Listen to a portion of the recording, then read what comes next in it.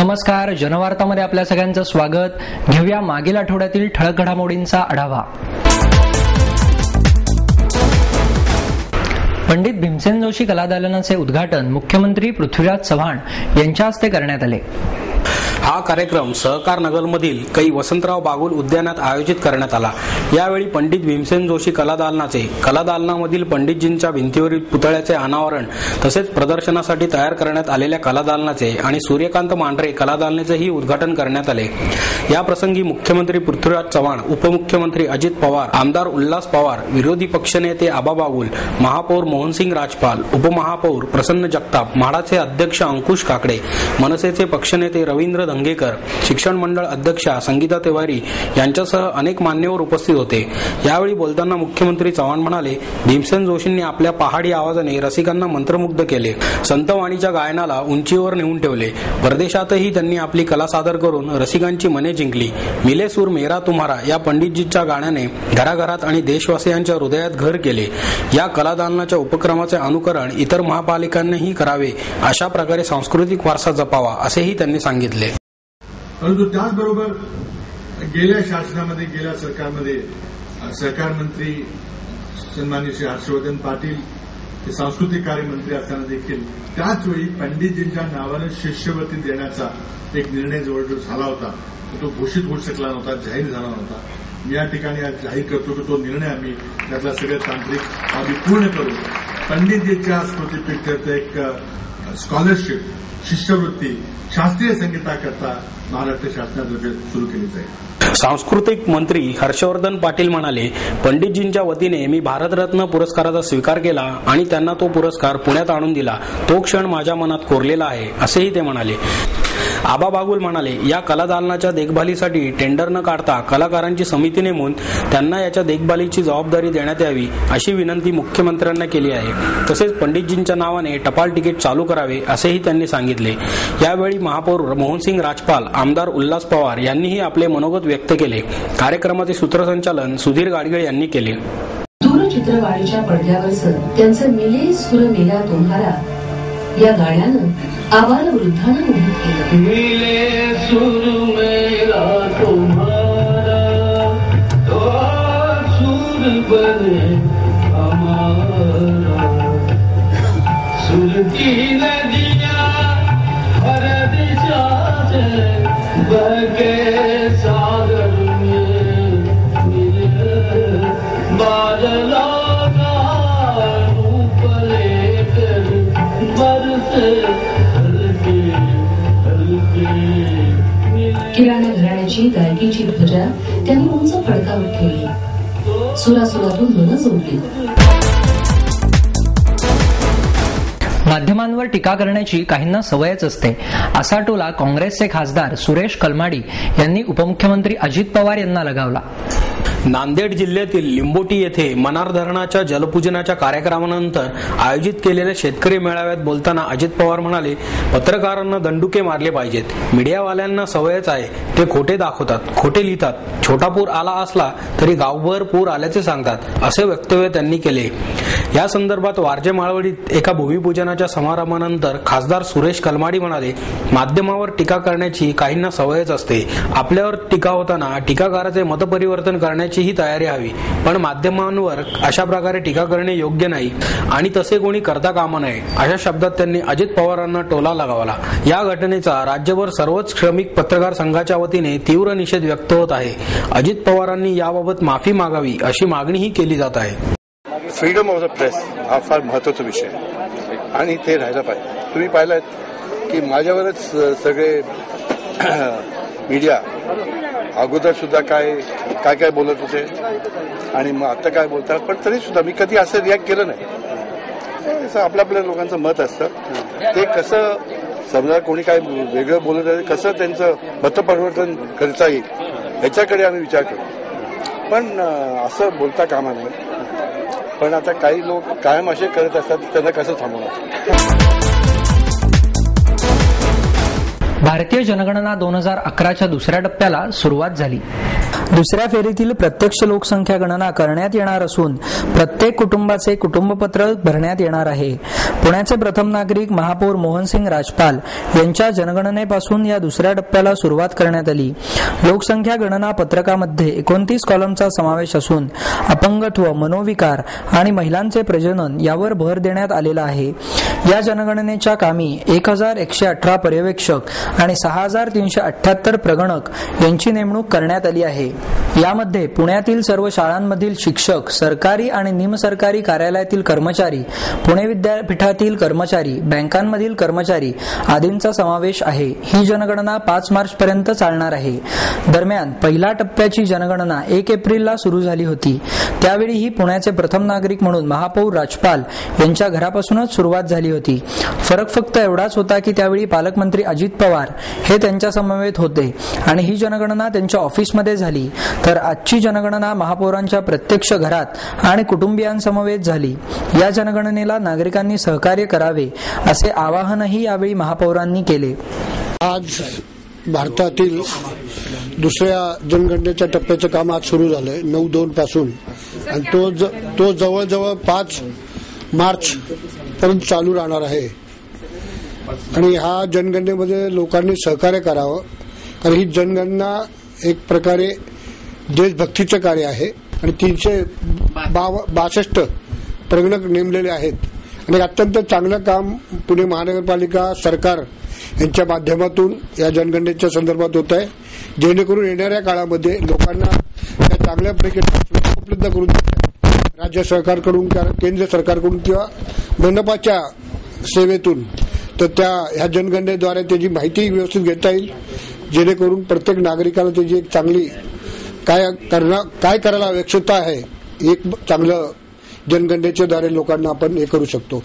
आणि मला वाटतं सर्व नागरिकांनी येणाऱ्या प्रगणकाला व्यवस्थित माहिती द्यावी, दार कोणी बंद करू नये, विचारपूस करून प्रत्येक नागरिकांनी आलेल्या प्रगणकाला व्यवस्थित माहिती देऊन, कुटुंबाची माहिती देऊन, जेणेकरून आपल्या भारताची जनसंख्या किती आहे, ज्या पद्धतीने आपल्याला बजेट करायला लागतं केंद्राचं किंवा नियोजन करायला लागतं, म्हणून आपण सर्वांनी त्याला सहकार्य करावं. पाकिस्तानी ISI गुप्तहेर संघटनेला मदत केल्याच्या आरोपावरून जवान ब्रिजेश कुमारला 14 दिवसांची कोठडी देण्यात आली.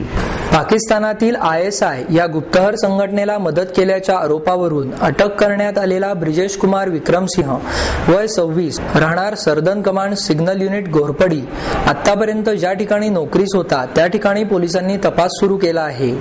दरम्यान ब्रिजेश कुमार याला 14 दिवस पोलीस कोठडीत ठेवण्याचा आदेश प्रथम वर्ग न्यायदंडाधिकारी RL वानखेडे यांनी दिला. सहाय्यक सरकारी वकील शिल्पा महातेकर यांनी त्याच्या 14 दिवस पोलीस कोठडीची मागणी केली.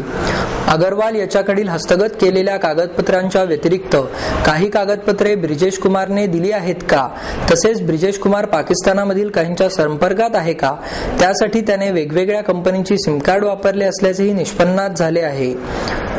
त्याने पाकिस्तानात कुठे कुठे संपर्क साधला होता त्याचा तपास करायचा आहे, असेही महातेकर यांनी न्यायालयात सांगितले. आज कोर्टामध्ये ब्रिजेश कुमार विक्रमसिंह या लष्करातल्या जवानाला हजर केलं होतं. यापूर्वी आपण याच्यामध्ये बिशंबर अगरवाल या आरोपीला अटक केलेली आहे. तो आरोपी नंबर 1 आहे. आज आरोपी नंबर 2 कोर्टापुढे आणला होता आणि ह्या आरोपीचा अत्यंत महत्वाचा सहभाग आहे या गुन्ह्यामध्ये. ब्रिजेश कुमार हा लष्करामध्ये बऱ्याच संवेदनशील ठिकाणी काम करत होता.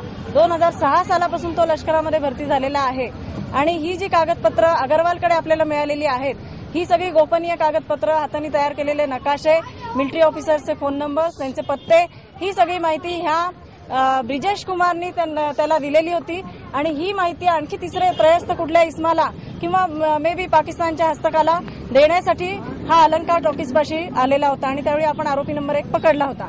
त्यानंतर ब्रिजेश कुमार ची आपण इंट्रोगेशन पोलिसांनी केलेलं आहे आणि त्यावेळी सुद्धा ब्रिजेश कुमारनी ह्या सगळ्या गोष्टींची कबुली दिली. त्यानंतर रितसर लष्कराकडून परवानगी घेऊन त्याला अटक करून काल संध्याकाळी अटक केली आणि आज कोर्टापुढे प्रोड्यूस केलेला होता.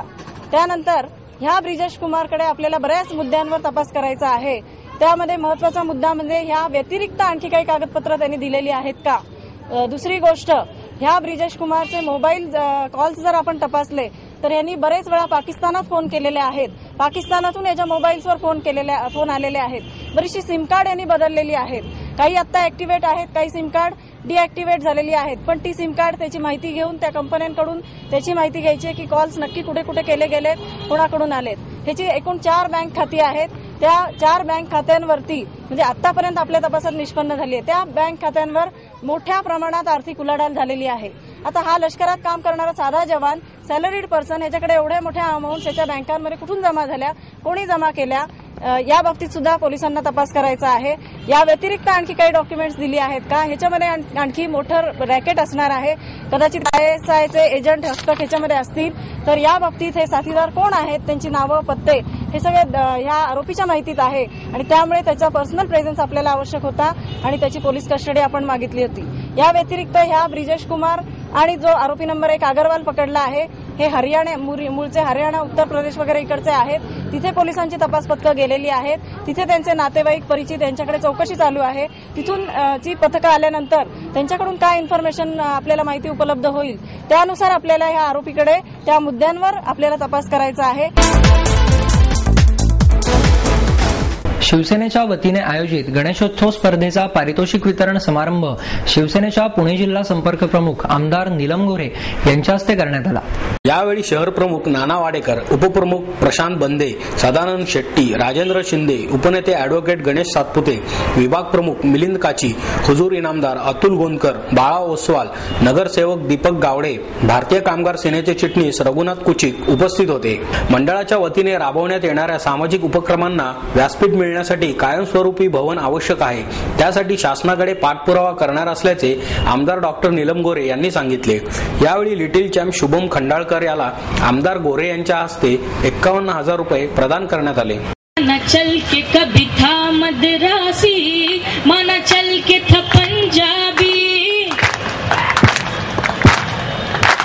माना चल के कभी था गुजराती, माना चल के था बंगाली, चाहे कोई भी हो तेरी भाषा, चाहे कोई भी हो बोली, नस नस में दौड़े है जो तेरे, पहचान हवा है कहा कि पानी कहा कहे नीति कहा कि तो खोल दिल के तलों से ये जय जय जय जय जय जय जय जय महाराष्ट्र माझा गरजा, महाराष्ट्र माझा जय जय महाराष्ट्र मेरा, बोलो महाराष्ट्र मेरा. गणेशोत्सव संपूर्णपणाने पुण्यातला, ज्याच्याकडे हिंदुस्थानचं नव्हे तर संपूर्ण जगातल्या गणेश भक्तांचं लक्ष लागलेलं असतं आणि पुण्यातला गणेशोत्सव पाहण्यासाठी, समजून घेण्यासाठी महाराष्ट्राच्या पंढरीमधले हजारो भाविक या पुणे शहरामध्ये येत असतात. आणि अशा वेळेला गणेशोत्सव सजावटीच्या निमित्ताने कलाकारांना स्वतःच्या कलेचं जशी अभिव्यक्ती करता येते, त्याचबरोबर लोकांचा उत्साह, लोकांची ऊर्जा ही या गणेशोत्सवाच्या मध्ये सातत्याने आपल्याला प्रतिबिंबित होताना दिसते. ज्या ज्या वेळेला कुठे राजकीय सत्तेशी संघर्ष होतो त्यावेळेला मला नेहमी असं जाणवतं आणि शिवसेना प्रमुख बाळासाहेब ठाकरे यांचं ज्यावेळेला आम्हाला मार्गदर्शन मिळतं त्यावेळेला ते हेच सांगतात की राजकारणाचे जोडे बाहेर काढूनच धर्माचा विचार झाला पाहिजे. परंतु दुर्दैवाने काही वेळेला ग्रामीण भागामध्ये एक गाव एक गणपती, तिथे वादविवाद कमी करण्यासाठी सरकार म्हणतं आम्ही करतो, पण प्रत्यक्षामध्ये लोकांचा उत्साहाला नियंत्रित करता करता कुठेतरी अतिरेक होतो का काय असं देखील चित्र आपल्याला सातत्याने दिसतं. पुण्यातली जी गणेशोत्सव मंडळ आहेत, मध्यंतरी मला काही कार्यकर्त्यांनी कार्यक्रमाला बोलावलं होतं आणि बरेचसे समाजातले मान्यवर बोलत होते. त्यावेळेला मी सांगितलं की जी गणेशोत्सवाची मोठी मंडळं आहेत ते बऱ्याचशा मंडळांनी देणग्यांची जबरदस्ती तर सोडूनच द्या, पण देणग्या घेणंच बंद केलेलं आहे. त्याचसोबत स्वयंसेवक स्वतःच्या कष्टातून आणि वेगवेगळ्या पद्धतीने लोकांचा सहभाग घेऊन सुरक्षिततेच्या दृष्टीने सुद्धा गणेशोत्सव कसा चांगला होईल याच्याकडे या गणेशोत्सव मंडळांचं लक्ष आहे. ही जागा राजकारणाच्या बद्दल बोलण्याची नाही आहे, परंतु अनेक वर्षापासून विधिमंडळामध्ये जो प्रश्न प्रलंबित आहे आणि त्याच्यामध्ये गणेशोत्सव मंडळावरती हकनाक स्वरूपाचे जे गुन्हे वारंवार दाखल झालेले आहेत तर त्याच्याबद्दल आजच्या दिवशी मी निदान गणरायांनी गृहमंत्री आर पाटील यांना सद्बुद्धी द्यावी की लवकरात लवकर गुन्हे त्यांनी मागे घ्यावेत अशी प्रार्थना मात्र करणं गरजेचं आहे असं मला वाटतं.